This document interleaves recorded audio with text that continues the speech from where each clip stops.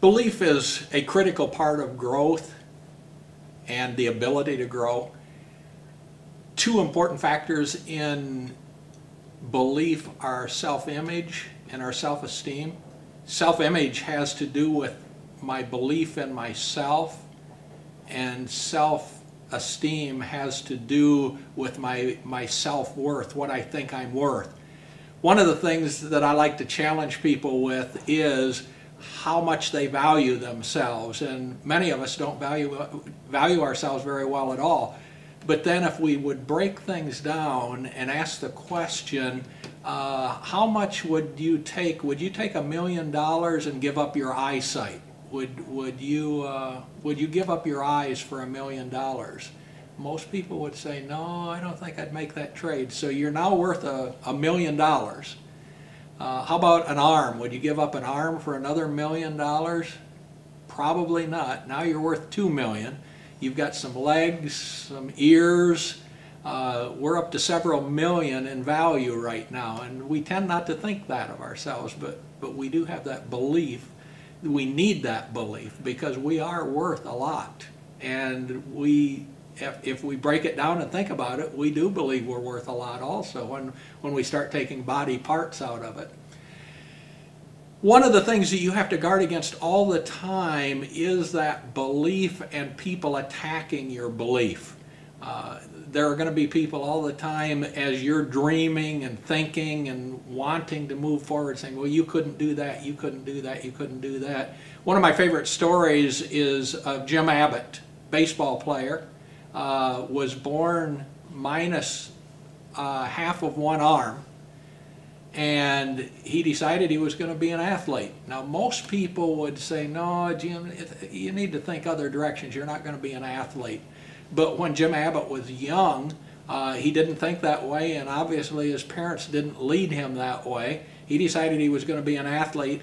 In high school, he was a high school quarterback. I still can't imagine, a great high school quarterback, and I still can't imagine being a quarterback with one arm. But more than that, Jim Abbott played baseball. And how do you play baseball with one arm? When he was in high school, he learned to handle everything. He played the only position that he could play and make it, and that was pitcher, because as a pitcher, he wouldn't have to be a batter. And if he was going to play Major League Baseball, he would have to play in the American League because they had a designated hitter. But one of the most incredible things was to watch him play baseball. As a pitcher, he still needed to catch a baseball and throw a baseball. So the way he did it, he kept his glove tucked under his arm. He threw the baseball. In that same motion that he threw the baseball, he grabbed his glove from under his arm, lifted it up. If the ball were hit to him or thrown back to him, he caught the ball, flipped it in the air, tucked the glove under his arm, and then threw the baseball to first base or wherever he needed to throw it, or he was ready to throw his next pitch. Now most people would say, well, that could work in high school, but Jim, you really shouldn't think about college. But Jim did think about college, did go to college, played college ball, and of course people at that point are saying, you know, that's got to be the end, Jim, because no major league team will ever pick you up. Well, the Angels did pick him up. He pitched for, I believe, 5 years, at least 5 years with the Angels, did a great job. But here's a young man with one arm that, if he would have believed what most people said, wouldn't have even been a high school ball player, and he became a Major League Baseball. So we've got to guard our belief, and when we believe something strong enough, it is incredible what we will be able to accomplish. One of the things that we will find when we're working with belief is that as I grow in belief, I need to learn to give. And it doesn't seem like those two will tie together, but the more I give, the more I have faith in myself, the more faith I have in myself, the more I believe I can do things. And it's kind of against human nature when we think that way. I think human nature from the time we're born is it's all about me. When I want a bottle after I'm born, I cry, and if I cry enough, I get a bottle. We just learn that if we throw enough of a fit, if we cry enough, that we can get what we want. And depending on our upbringing, oftentimes it is all centered around me.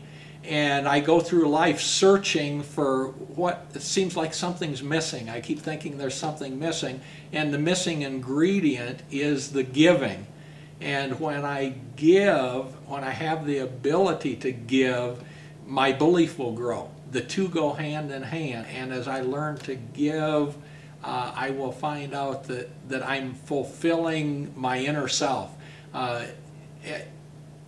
When I'm young especially, I always think there's something out there. If I get that something out there, then I'm going to be happy.